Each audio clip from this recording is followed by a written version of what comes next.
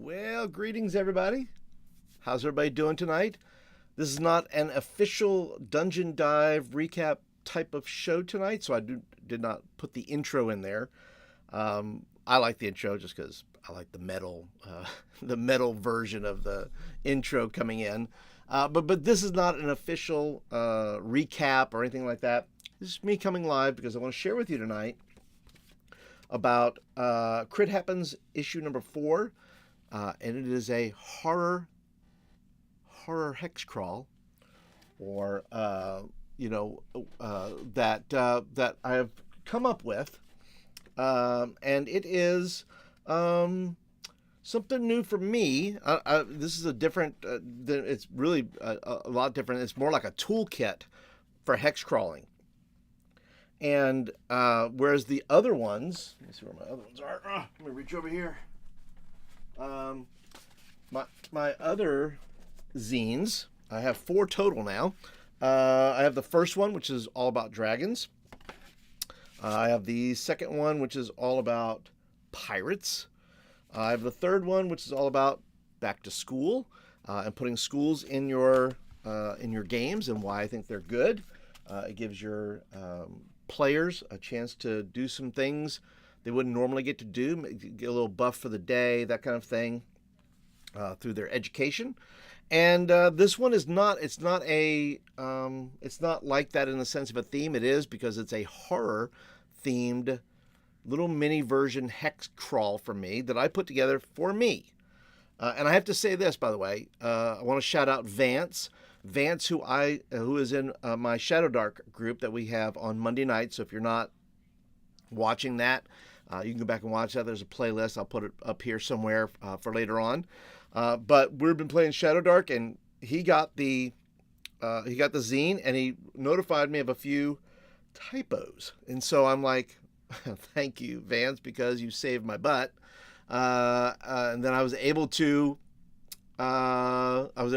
fix those before it went fully. Well, it was already live. But I hadn't really pushed it and promoted it and that kind of things. I didn't put my video out yet, those kind of things.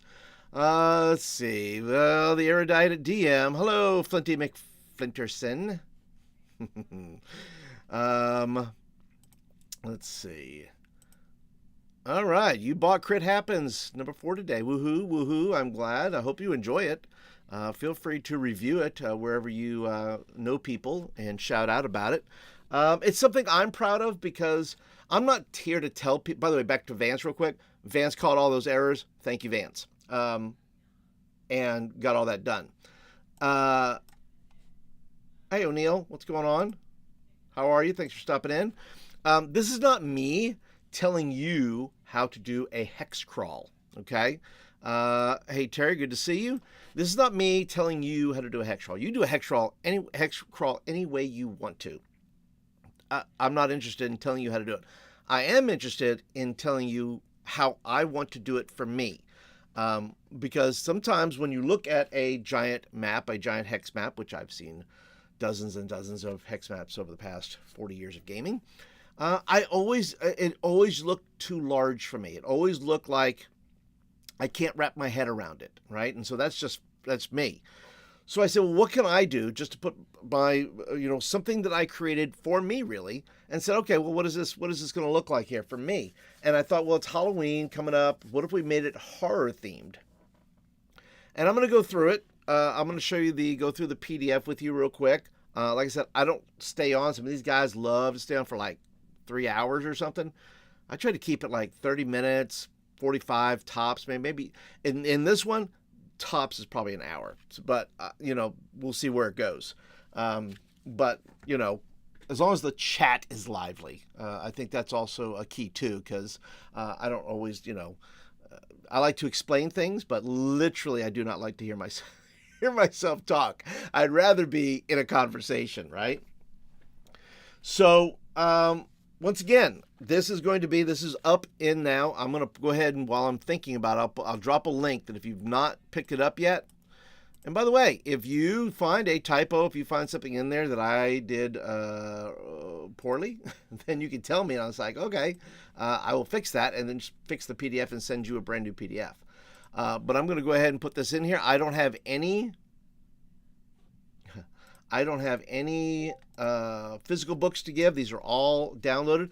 This cost me, I think, $3 and change at my local print shop. If you can find a mom pop place to do it for you, they'll put it down. They'll put it in there for you, and it's a lot of fun. So, and I did the video today, and I'm going to show you some more things because some of you have not gotten it yet. So there are some mysteries to be had here. All right. Well, I think everybody is in. That's going to be in for the moment. Maybe there'll be some who will drop in here, in and out. Be sure to go ahead and like the video. Give the video a thumbs up. That's great. If you're not a subscriber yet, be sure to go ahead and click the subscribe button. And we'll go from there. So let me go ahead and go over to, I'm going to go over here and I'm going to take you to Canva where I created this. Maybe I'll find some, I'll edit as I go, as I walk through it. But this, and by the way, this is the largest one I've done so far. On average, my zines are probably 19 pages. And this one here is 27 pages. So, but I like to put worksheets in mine. I like to make it like uber useful for you, the DM, because you know, when you're trying to create something, say, well, where am I going to find this? Where, I mean, you got to go search the internet. Look, you just make copies and just boom, it's done. We'll get into that in just a moment. But like I said, this to me is to deal with things like if you get anxious with this kind of expansive world, this is my take, and say, okay, how do we narrow the focus here? How do we narrow the focus of a hex crawl, which can seem to go on forever and ever? And how do we not get so anxious about it? Well, hopefully that's what I've done here, is to be able to show you how I've narrowed it down for me. Everybody else do what you want, but for me, I need it condensed. I need to be able to focus my attention on something. And sometimes large hex things are like, it's everywhere. I don't know what to do with all that. So let me go over here and get to where I need to go. And then maybe we'll do some rolling tonight. We'll see where the time takes us. Maybe I'll take you to another page that I have set up, but we'll just kind of see where we're at on time. All right, so let me go ahead and go over here, and I will take you to my page.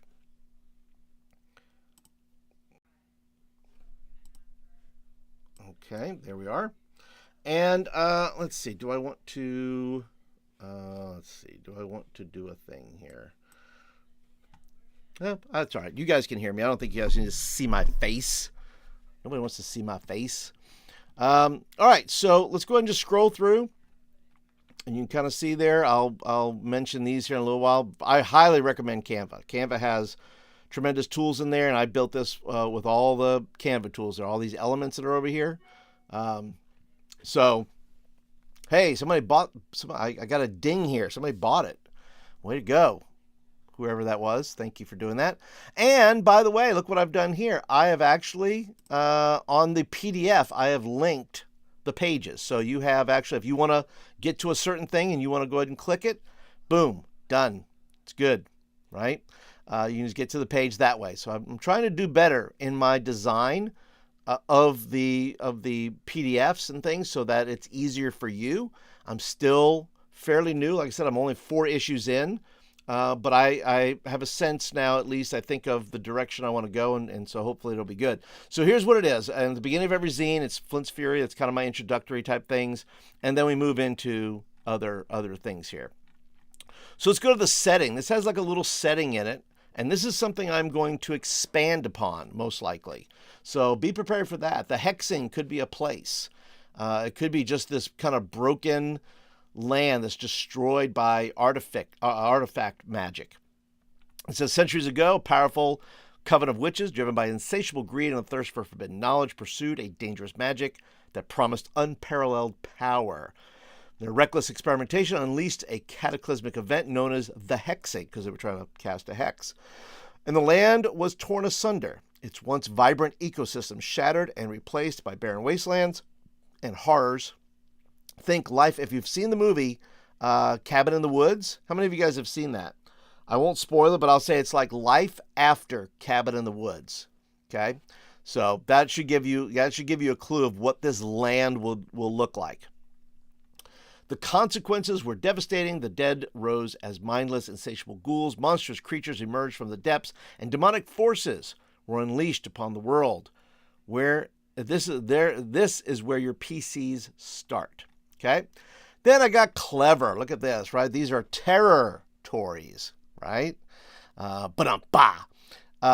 Let's see. Do I have? I'll go over here. I was going to see. Do I have my my sound effects? Probably not. I won't get into that. But anyway, territory. So we got the fractured land. So now these are the ones I've put in here that are, I would say, the major players, if you want to say it that way.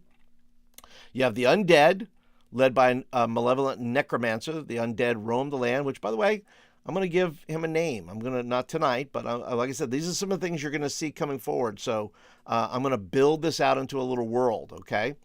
It'll be interesting. It'll be a lot of fun. The undead roam the land. Their numbers growing with each passing day. Their goal is to dominate the entire land and enslave its living inhabitants and maybe have a snack in the process. Then you have monstrous creatures. Beasts, both natural and supernatural, have emerged from the depths of the fractured land like blood from a wound. They are driven by primal instincts and territorial aggression, constantly clashing with one another and with anything that gets in their way. So these are creatures you can use from any game, any beast, any large, a Tarrasque, a Boule, any of those things you can put in there, right? Oh, there's Mac. Hey, Mac, aren't you? What are you doing over here? You have two tabs open. What are you doing? I just saw you. So yeah, as we go along here, we have Hell's Wrath. Vengeful and vindictive, these entities seek to corrupt and destroy everything in their path. They manipulate the other factions, sowing discord and chaos, all the while working towards their own sinister agenda. So obviously that opens up all the hell people, everybody. Demons, maybe some angels will come forth. We'll see. If you're going to open up hell, maybe heaven might get open too. We'll see. When we start adding some gods and things. All right, so then we have the Coven, which is the witches who started, or rather ended all this, are still around. They lurk in the shadows, plotting and planning, scavenging for artifacts to attain the power they once sought. And then you have the Survivors, which are a major group because it destroyed the land. And Survivors are a big group. They're trying to figure out how this works. So the survivors of the hexing are scattered across the land and struggling to survive in this harsh and unforgiving environment. They must band together to resist the encroaching darkness and restore order to their fractured world. Now, here is the hexing location. So one of the things that I thought was important is that I limit, right? Because there's this thing about too many choices, right? I can't remember what that's called, but there's a reason why lion tamers would use a stool, a three-legged stool with a lion, because the lion didn't know what to focus on. And sometimes as when you're creating things, you have so many books and so many tables and so many things. I said, man, let's just limit it to 12 things. Now that doesn't mean you can't put anything in there that you want. If I want to change it up and put something else in, I'm going to put something else in. But these are just 12 things that I said, okay, these are fairly regular things that you would see in a game. And so we'll put those in there. So we have the Wizard Tower, the ruins, the dungeon, stronghold, a town. You have a temple. You have Warren, which is people living underground. You have a camp. You have a cave. You have a watchtower. You have a mine, and you have a school. So I put the school in there because, well, you could use some of the stuff from the school if you wanted to do that. From the school, from the issue of the zine, the last zine, Crit Happens 3, and use some school stuff. Maybe. I don't know how normal that school would be, but it would be something. So anyway, 1d12, and that's where Vance helped me out. I had 2d6. Well, if we had 2d6, I'm never rolling a 1. I could have made it 2d6 minus 1, but I said, I'll just make it 1d12. And so you just roll on it, and you go from there and say, all right, those are going to be and I'm going to tell you why here in just a second, what you're going to do with that. Then you have the hexing encounters. These are all the creatures that are roaming around. There's 12 right now. You can always add more, but I'm putting 12 there, okay? So you have the spirit world. You have cultists, which the cultists can be cults from anything. I mean, they can be the cult of the undead. They have cults of undead. You can have cults for demons and for dragons and all the other things. So cultists can be for anything. They could, worship anything. You have armies, which, if you have an army of the undead, well, maybe there's a necromancer who's leading that. You can have an army of demons. You can have an army of witches, a coven where they control either other humans or something like that. Then you have slashers. Now I put this in here. Let's say you're in a camp and somebody or a couple of somebodies are just straight up murdering people. So you can actually put it and say, hey, if you roll up slashers, well, maybe there's murders happening. Maybe it turns into, The Thing, or it turns into,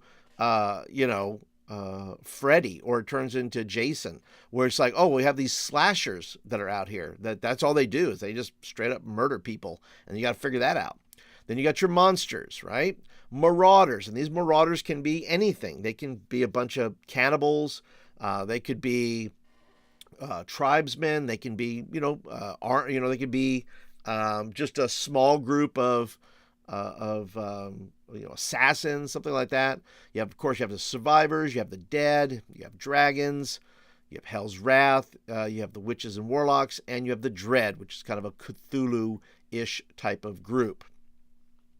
And then I go ahead and define those. I don't think I have to do all that for all of you. You can kind of see that there. Marauders, like I said, could be warriors, cannibals, crazies. I think of that movie, The Crazies. You remember that? It's a remake of an older movie, and that's crazy. I mean, that's crazy, right? But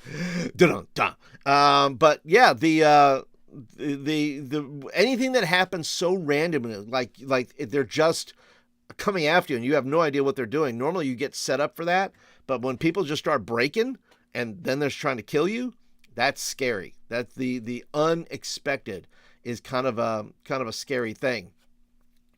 Thank you. Let's see. Oh, here we go. Pub crawling through YouTube till the debate tonight. Okay, gotcha, Mac. The location icons, Paul. That's good. Thank you very much. I try to pick, and by the way, when I make the zine, I want to make it as printer friendly as possible. I don't think I'll ever do full color just because it's a pain in the neck for somebody to print off, and you use up so much ink. So I try to reserve those things, right, to make it easier on you folks. So here we go, moving right along. Then you have the survivors, you have the undead, anything from an archlich to a zombie. You have dragons with any of the dominating force tag, undead, mutated. So in other words, these dragons can be anything. They could be undead dragons. They can be, dragons that are demonic or straight from hell. They could be, those things if you want them to be. So you can, maybe I'll make a monster book for this. What do you guys think about that? Would you guys like some sort of monster book that if I made up some stuff? That'd be fun to do. Demons, devils, imps, all manner of hellscape beings included. How about a Hellraiser? Yeah, get one of those, get old Pinface in there. He'd be nasty. Witches and warlocks still seek power, right? So they are still there. Maybe not the original ones, or if the original ones that formed the coven that did this is there, they are super dangerous maybe. If they didn't get straight up blown up, they're running around and they could be super powerful. All right, I think most people know what a hex crawl is. I'll leave it basic. I've already explained all this, but it's a way to role play your game. Use a hex gridded map to help players explore an open world, right? And then I give you some advice of what I would do. And once again, it's clarifying for me, and not as much as. And there are people coming into the hobby that don't know what a hex crawl is. So I try to put that in there. So it's not, once again, not me trying to tell people how to run their hex crawl. It's just suggestions that I would give any new DM that says these would be good for you to try. So, but yeah, I'll let you guys read that. We'll get into the some of the interesting stuff later here. But let's go to the hex crawl map, which is your standard map, right? You'd see these things on a hex crawl. You can draw those in. There's plenty of resources out there that tell you how to do that. Hexes traditionally anywhere from 6 to 10 miles across. This is a traditional hex crawl map. You can populate it any way you want. And then the thing that I found that was interesting, and I did not know anything about this, a hex flower. I've been around for a while, been gaming for a long time. No idea about a hex flower. Did you guys ever know? Did you know what a hex flower was? Tell me in the chat there, because I had no clue. When I saw it, my brain went, psh, it was like, holy mackerel. Hex flower, that's the way to reduce all the chaos in my brain. Let's narrow it down to a hex flower. And that has really got me buzzing. That got my brain going, right?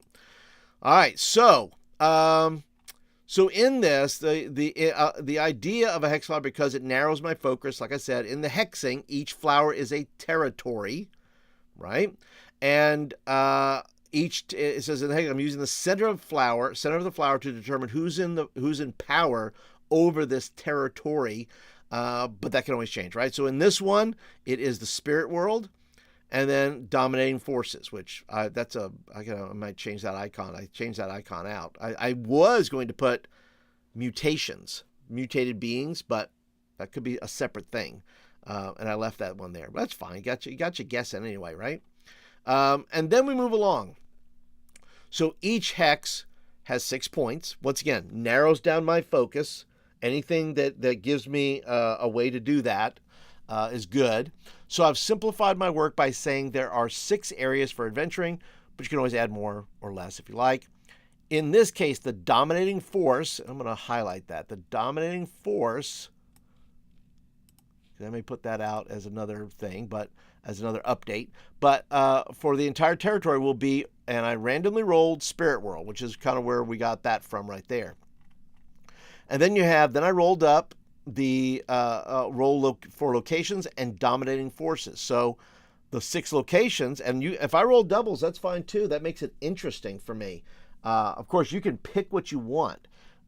I randomly roll because it's a good test for me. It's a way to challenge me to build something I would not normally build otherwise. So I had a camp, a temple, ruins, camp, and a cave. And then the dominating forces that are in that are the dead, a couple of cults, more dead, dragons, and the spirit world. Now, for clarification, there is only one dominating power. So every hex, including the center hex, has a dominating force, a dominating power. And in this case, for this one hex, that's the spirit world. Okay? It is central to the hex. So it's going to influence everything. So that one of these cults could be a bunch of banshee worshipers, or it could be a ghost, some sort of ghost, some sort of ghost or spirit worship, something like that that's connected to that. And so they are operating under them maybe. Maybe they're out there trying to help them keep this hex to them, right? And so each hex in the file has a dominant power, spirit, and as well has a dominant power as well, but may not be the same as the dominant power of the hex flower, right? So this could be back here. Well, we'll go. So example, I don't want to do that. I'll show something here in a minute, and I'll explain it there. Maybe I need to shift a page. We'll see. Hopefully this all makes sense. So basically, this not going to go through everything else, but that's a general setup of what I would have. So then I add questions to this. Where will you put your dominating forces? Okay, you can put these wherever you want, and say, okay, I'm gonna put them in between these locations. So I usually put my locations down first, and then I put my dominating forces in between, so that I have an idea. Like for here, there's 2 camps, and there's undead in between them, and then you have to say, well, are these camps working together? Are they helping one another? Is it a camp of survivors? A camp of marauders? What are these camps? And you have to work that out. And you can either roll for it, or you can say, no, I'm gonna set that up myself. Where will you put your dominating forces? Who inhabits these camps? Are the camps warring or working together? Where will you put your locations? What was the temple before, and what is it now? The seat of power for an undead dragon cult, or who expects the camps to offer sacrifices or be destroyed? Who lives in the cave, right? You have to work all those out. Now, another extra thing I put in here, I put in there about what does it matter if there's a dominating if there's a dominating force. Well, the dominating force says, what does it matter if one of the factions is the dominating faction in a hex flower? Well, it's a good question. Let me offer some potential boons factions could receive should they dominate a hex flower. Well, they could have increased knowledge or sense of the area, as in the case of Sauron's Eye. So maybe they know things. They just know what's happening. They can't intervene, but it's like a giant, magic eye in the sky where they know what's happening. They know the movement of what's happening, what's going on around there. More armies belong to that dominating power. So maybe because, and I'll scoot back up here, because the spirit is in charge here, there may be, once again, these may be both of the spirit realm. This temple might be involved in that. So, it just may mean that they have more to do, more armies or more people that are on their side. And then you have maybe some atmospheric conditions may change, as in the case of Hell's Wrath, where PC may have to roll on it, where PC may have to roll on a con check for maybe increased heat. Maybe if it's in the spirit world, it is the dominating power. Maybe characters phase between this life and the next, losing armor or equipment or life every time they do. So you say hit points if you want. And then if the dread are dominating, intelligence checks could be made to fend off madness. Now here's the territory power example. So here's a territory, here's a territory, here's a territory. We have the spirit that's running that. We have the undead. So you're going to see more undead here, more spirit activity here, and then more demonic activity here. Okay. And then this is where I start giving you some of the tools. These are your resource pages that you can use. Somebody else just got themselves some crit happens. Thank you. And then here's just a party hex start. So where do you want your party to start? Now, once you've established these, you can see I got 1, 2, 3, 4, 5, 6, and that's number 7. And then 8, 9, 10, 11, 12, 13, that would be 14, 15, 16, 17, 18, 19, 20, and then that'd be 21. So roll 20 plus 1, and that's where you start. Now, these are already built out. You know what these are because you've already done the work over here. You've already established what these are going to be. So you kind of know what people are going to walk into. If not, right, you have your sheet right here you could work on. And then I give you this sheet that you can print off and say, okay, I'm going to roll and write down everything that I'm going to do. So it just becomes a worksheet for you to be able to work it out, print it. I'm a visual person, so I like to have things right in front of me. Digital's fine, online is fine, but I'm still a pen and paper guy. Maybe that's why I'm still in the hobby, right? Maybe that's why we call it pen and paper RPGs or tabletop role-playing games, right? At my local library, they call it the Pen and Paper Society, which I am a fan of. So if you are part of the pen and paper group, let me know in the chat. Let me know if you are. Yes, give me thumbs up for the pen and paper. Okay, if you're a pen and paper person. All right, moving right along. So now, then I give you your actual worksheet. Okay, locations and forces. So then once you've rolled all this up, what is the dominating force?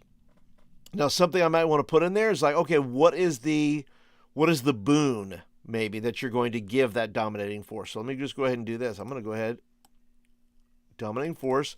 And then I'm just going to change this to the boon, okay? What is the boon you're going to give them for? I can't type. What is the boon going to be? And I probably should go ahead and capitalize that because everything else is. So yeah, let's say the boon's going to be there. The boon, and what is the boon of that dominating force for that territory? These are your 6 territory locations, so you can have that at a glance. I'm able to look at it.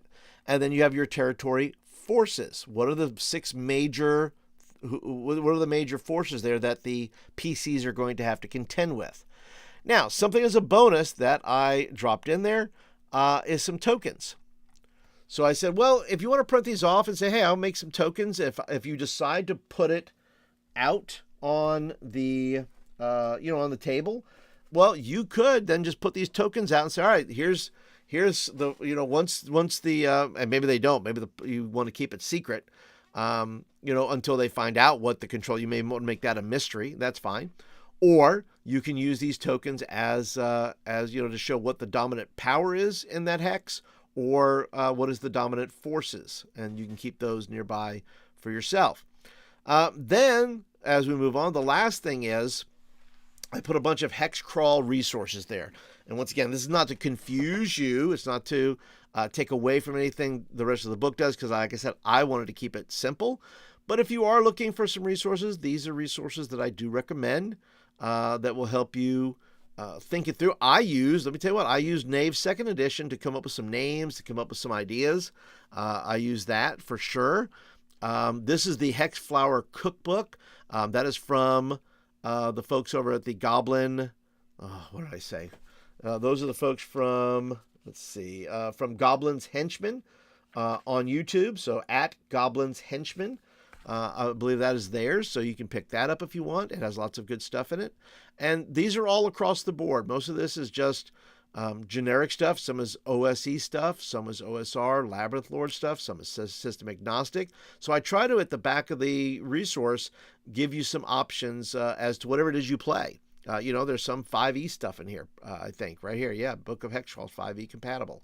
So you could do that. Then my little note there at the end. And then on the back, I give you some artifacts. So what are these artifacts that the Coven that caused the hexing? That maybe some of these things are still in existence. Maybe they didn't get them all. Maybe you needed more to make it happen, and they didn't have them all. So they tried it without all the artifacts. So here's some that are in there that you say, oh, we're going to try that. Roll D10, and you can say, all right, you're looking for the Orb of Eternal Night. Or maybe everybody's looking. Maybe in that hex, you can put, 10 different, artifacts that are there. And everybody's looking for the Orb of Eternal Night, a dark crystal that can cast darkness as the spell 3 times a day. So whatever spell you use that's darkness in your game, well, there you go. You can do it 3 times a day. But these are all, they all have that magic in there, and you can do that. So, but yeah, that is the zine. That's Crit Happens. That's the horror hex crawl there. Are you interested at all? Would you want me to do any rolling? Would you want to try something? Like I said, I've already been on for about 30 minutes. But if you wish to try something, if you want me to just kind of fart around here and give it a try, I'll show you what I have, and I'll use the sheet here as we go. If you are interested, I'll stay over here and I'll actually use my workbook to do that. So if you are interested, let me know in the chat if you got to go, or maybe you've been online. Let's see. All right, Mac, we'll see you later, buddy. I'm even a member of the Pen and Paper.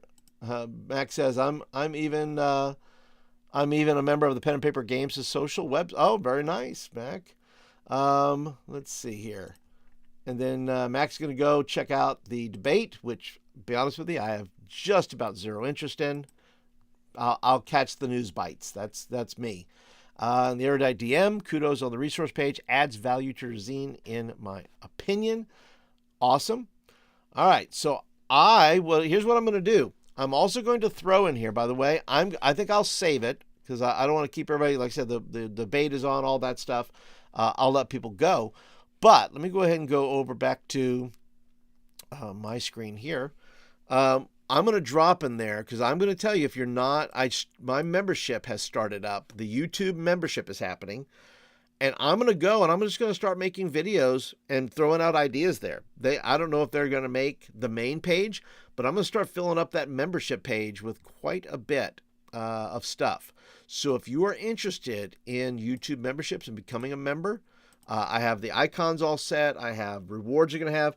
I may, the zines may become a part of membership once you're for a certain amount of time. So all of that's going to be a thing.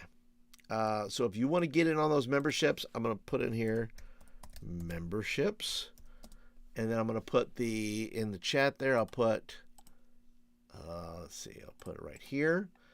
And then if you are interested in becoming a member, would love to have you as a member. And you can join and hang out and be a part.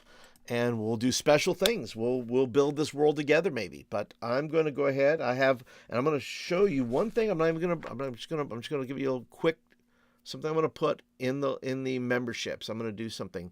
I'm going to show you a quick. There we go. See, that's it. You want to get to see that? That's right. That's right. That's what I showed you, and that's going to happen in the membership. So anyway, guys, thank you so much for being a part tonight. Thank you for watching. Thank you for liking. If you've not hit the thumbs up button, please do. If you've not become a subscriber yet, please do that. Would love you to be a part of it. And all the links for everything else that we talked about is going to be down there for the zine, all that stuff. You can find the other zines that are part of that in the store. And you can find those there. But thank you for coming and hanging out, being a part. Appreciate you guys being here. And hopefully I'll catch you guys in another video. Go enjoy your evening, everyone. And I'll catch you guys in the next video. Night, everybody.